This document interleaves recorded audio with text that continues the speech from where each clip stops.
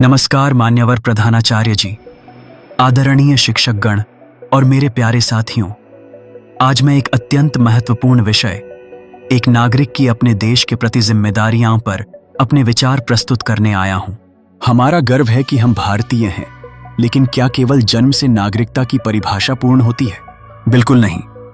सच्चे नागरिक वे हैं जो अपने अधिकारों के साथ साथ अपने कर्तव्यों को भी समझते हैं और उन्हें निभाते हैं।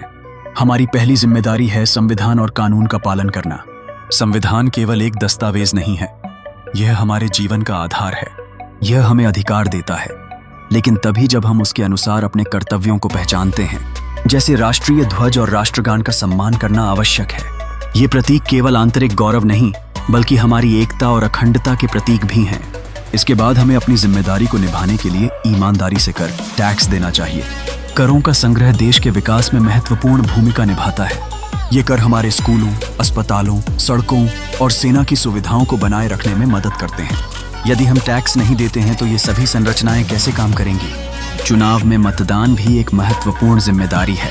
यह हमारा कर्तव्य है कि हम सही प्रतिनिधि चुनें जो देश को ईमानदारी और समर्पण से आगे बढ़ाए। हमारी एक एक वोट की कीमत होती है। चुनावी प्रक्रिया में भागीदारी एक जागरूक नागरिक की पहचान है।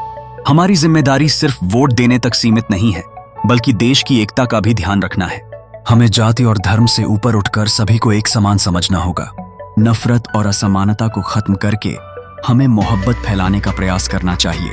पर्यावरण की देखभाल करना भी जरूरी है। स्वच्छता और साफ सफाई का ध्यान रखना हमारी नागरिकता का अभिन्न हिस्सा है। अगर हम अपने आसपास सफाई नहीं रखेंगे तो यह हमारे स्वास्थ्य पर प्रभाव डालेगा।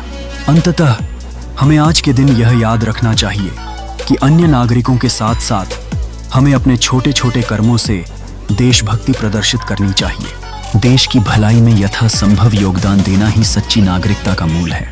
अगर हम सभी अपने अधिकारों के साथ साथ कर्तव्यों को निभाने का प्रयास करें तो हमारा भारत सचमुच एक स्वर्ग बन सकता है। धन्यवाद।